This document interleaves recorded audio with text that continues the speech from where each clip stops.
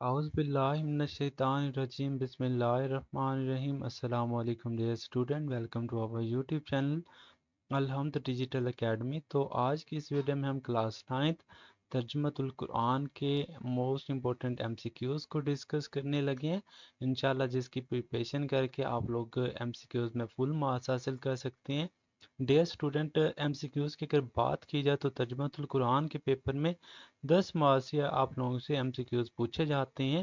یہاں پہ آپ لوگوں کے ساتھ انشاءاللہ ہم 70 most important M C Qs share کریں گے، جس کی پریپریشن کر کے آپ لوگ 10 مارکس بآسانی حاصل کر سکتے ہیں۔ یہاں پہ ہمارے پاس فرسٹ ویری امپورٹنٹ جو ایم سی کیوز ہے، حبشہ کے بادشاہ کو نجاشی کہا جاتا ہے۔ شاہ حبشہ کے دربار میں تلاوت کی گئی سورہ مریم کی، نجاشی کے دربار میں سورہ مریم کی تلاوت کی حضرت جعفر طیار رضی اللہ تعالیٰ عنہ نے کی تھی۔ سورہ مریم میں انبیاء کرام علیہ السلام کا ذکر ہے، تو 5 انبیاء کرام علیہ السلام کا ذکر ہے۔ حضرت موسیٰ علیہ السلام کا تفصیلی ذکر سورہ طٰہٰ میں موجود ہے۔ سورہ طٰہٰ کو سن کر مسلمان ہوئے، یہ آپ لوگوں نے اس کو نوٹ ڈاؤن کر لیں کہ کون مسلمان ہوئے تھے سورہ طٰہٰ کو سن کے، یہاں پہ مسنگ ہے کمپوزنگ میں۔ نیکسٹ ہمارے پاس 7 نمبر پہ ہے، حق کی بات کا انکار کرنے والے کے بارے میں مظاہرہ کرنا چاہیے صبر و تحمل کے ساتھ۔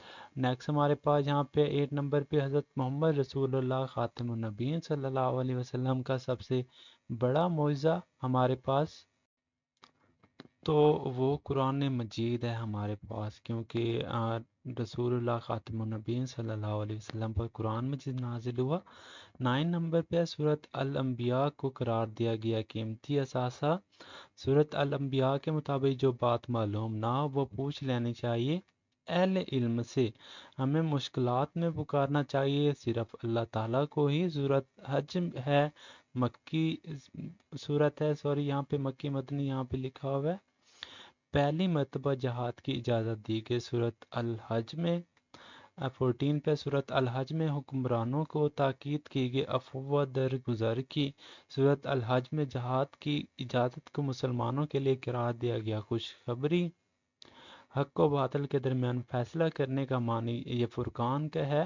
سورۃ الفرقان کے آخر میں صفات بیان ہوئی ہے رحمان کے بندوں کی۔ قرآن مجید نازل کیا گیا مسلمانوں کے لیے، رحمان کے بندے زمین پر چلتے ہیں آجزی کے ساتھ۔ اللہ تعالیٰ کے نزدیک خاص مقام ملتا ہے اچھے کردار سے۔ نافرمانوں پر عذاب اترا۔ دنیا میں عموماً جھوٹے شاعروں کی پیروی کرتے ہیں گمراہ لوگ۔ سورۃ النمل میں سب سے تفصیلی تذکرہ ہے حضرت سلیمان علیہ السلام کا۔ نیکسٹ ہمارے پاس ہے سورۃ النمل کے شروع میں ان لوگوں کی صفات بیان کی گئی جو ہدایت حاصل کرتے ہیں قرآن مجید سے۔ ہمارے اعمال کا فیصلہ ہوگا قیامت کے دن۔ 26 ہے حضرت محمد رسول اللہ خاتم النبی صلی اللہ علیہ وسلم کی سیرت طیبہ مشابہ حضرت موسیٰ علیہ السلام سے۔ قارون کا تعلق بنی اسرائیل سے تھا۔ قارون اپنے مال و دولت کو نتیجہ قرار دیتا تھا ذاتی محنت اور علم کا۔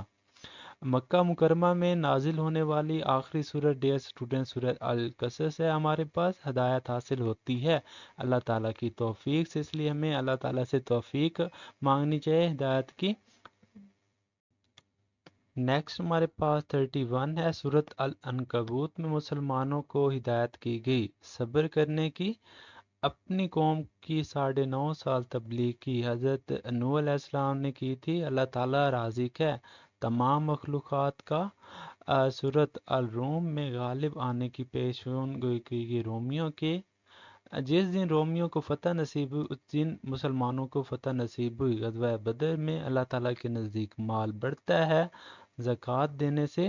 سورۃ الروم کا آغاز ہوتا ہے حروف مقطعات سے۔ آپ لوگوں کو پتہ ہونا چاہیے حروف مقطعات کنہیں کہتے ہیں۔ قرآن مجید میں پچھلی نافرمان قوموں کا تذکرہ نافرمانی سے بچانے کے لیے حضرت لقمان اہل عرب کے مشہور تھے حکیم و دانا۔ حضرت لقمان نے نصیحتیں کی اپنے بیٹے کو۔ حضرت لقمان نے شرک کو قرار دیا ظلم عظیم۔ ہمیں اپنی زندگی کے تمام معاملات میں اختیار کرنی چاہیے میانہ روی۔ حضرت محمد خاتم النبی صلی اللہ علیہ وسلم رات کو سوتے ہوئے تلاوت فرماتے سورۃ السجدہ کی۔ نیکسٹ ہمارے پاس ہے 44، اللہ تعالیٰ نافرمانوں پر بڑے عذاب سے پہلے بھیجتا ہے چھوٹے عذاب صبر کرنے والوں اور اللہ تعالیٰ کی آیات پر یقین رکھنے والوں کو بنایا جاتا ہے صابر۔ سنت نبوی کے مطابق جمعہ کے دن سورۃ السجدہ پڑھنی چاہیے فجر کی نماز کے بعد، فجر کی نماز میں سوری۔ نیکسٹ ہمارے پاس ہے اللہ تعالیٰ کی فرما برداری کرنے والے نافرمانی والے نہیں ہوتے برابر۔ قوم سبا آباد تھی یمن میں۔ 49 نے قوم سبا نے روش اختیار کی ناشکری کی۔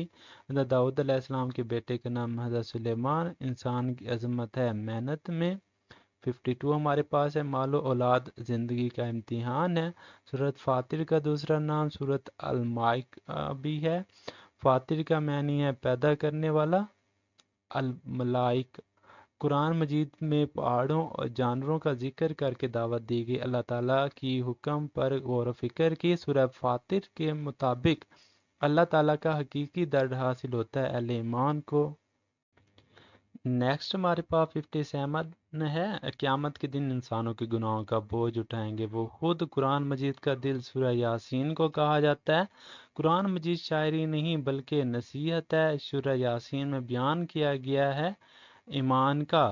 ایک مرتبہ سورہ یاسین کی تلاوت کرنے پر قرآن مجید پڑھنے کا اجر ملتا ہے 10۔ قرآن مجید حضرت اسماعیل علیہ السلام کے بیٹے تھے حضرت اسحاق۔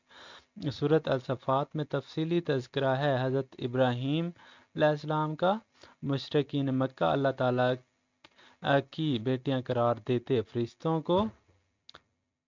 نیکسٹ ہمارے پاس ہے حضرت محمد صلی اللہ علیہ وسلم کے چاچا کا نام حضرت ابو طالب تھا۔ 65 ہے 66 ہے ہمارے پاس قرآن مجید سے نصیحت حاصل کرنا کہلاتا ہے۔ تذکر اصل اور ہمیشہ رہنے والی نعمتیں ہیں۔ جنت میں آکاف کا معنی ہے ریت کے ٹیلے، آکاف مسکن تھا قوم عاد کا۔